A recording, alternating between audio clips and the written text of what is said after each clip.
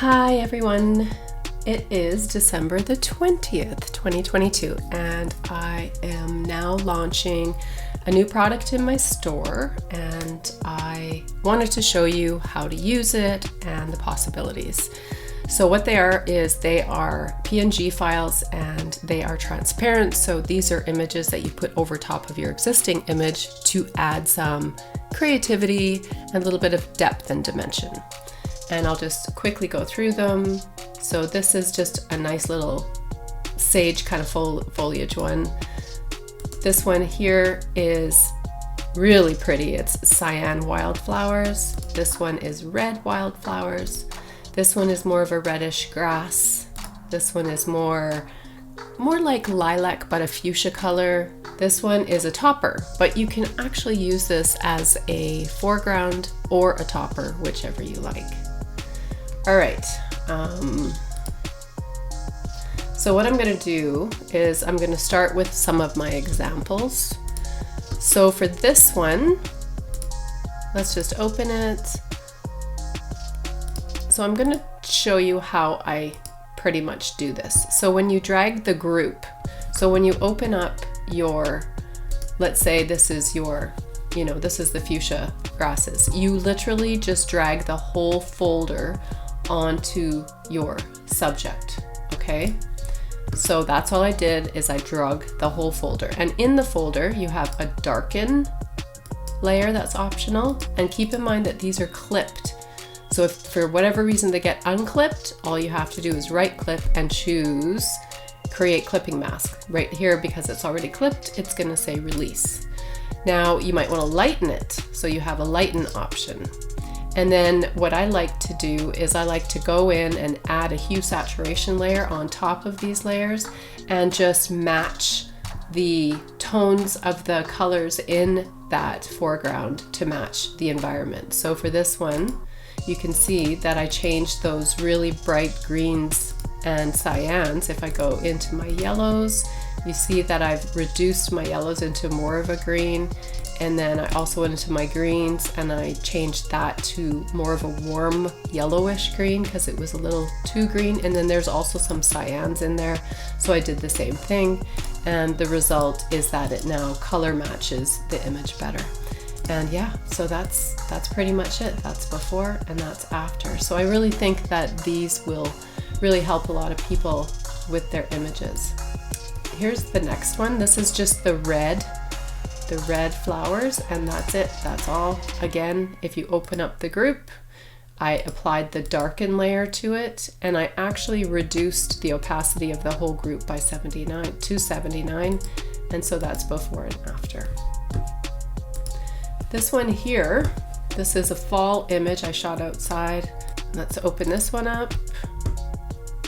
Turn these off.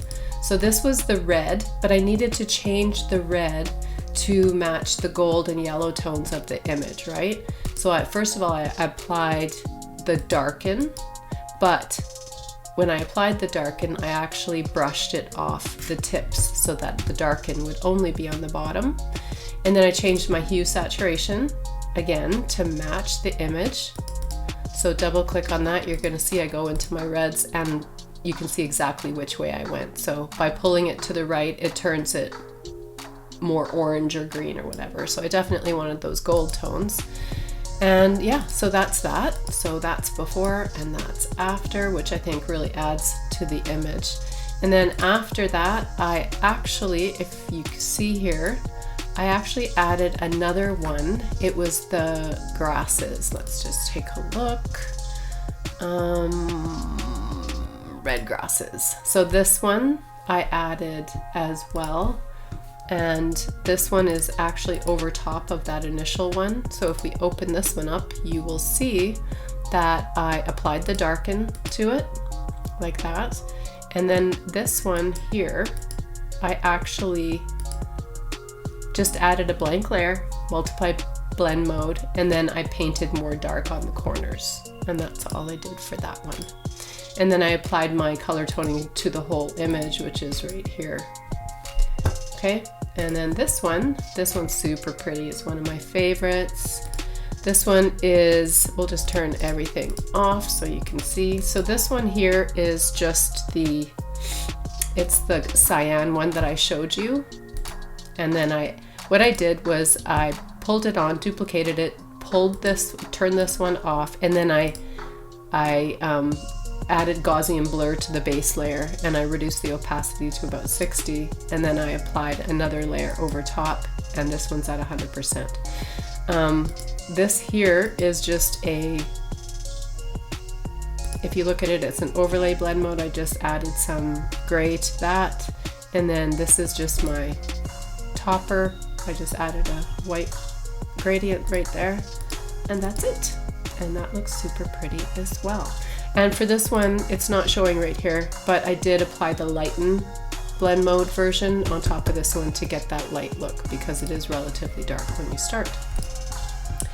This one here, there we go. And this one is our lavender foreground one. It was more fuchsia, and then obviously I had to come in and change the saturation so that it matched the background image.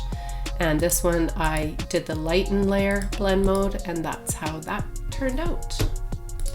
This one here is just my basic grasses, and I'll show you what that looks like. Where is it? I think it's this one. Yeah, it's just this one, and you can see,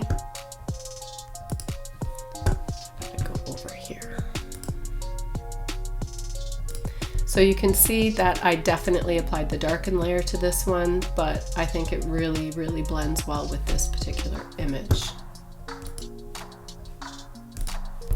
This one here is these are my purple wildflowers, and let's open up the group. So you can see that I applied my darken. However, I did reduce it to about 54, but we can go up or you can go down. Just depends on what you want for this one. And then I changed my blend mode because you can see that the greens in the lavender wildflowers were just far too green. So don't forget to add a hue saturation layer, clip it to the layers below, and then just come in, and obviously I adjusted the greens. So if you go to my greens, you can see I had to pull it really far to the left to get those yellowy gold tones. And I believe I also did yellows. Oh, I didn't. I think it was absolutely just greens in that one. And that's what that did. It drastically changed it and made it really look like it meshed well with this image. Close that up. So yeah, that's before and that's after. I think it just really adds a lot of stuff to your images. And this one's really pretty. So which one is this one? This is the topper. So remember I said you can use it as a foreground layer as well, and all I did was I did the same thing. So I applied the darken layer to this, changed my hue saturation to match her dress a little bit more, and then I duplicated it, flipped it vertically, and applied it up top. You can see that my opacity is about 83 up top, and it's 72 down below. But you can definitely increase. I would suggest the bottom should be a little bit more than the top, but yeah, just play with your blend modes, something like that. And then I would probably darken the vignette area around this as well.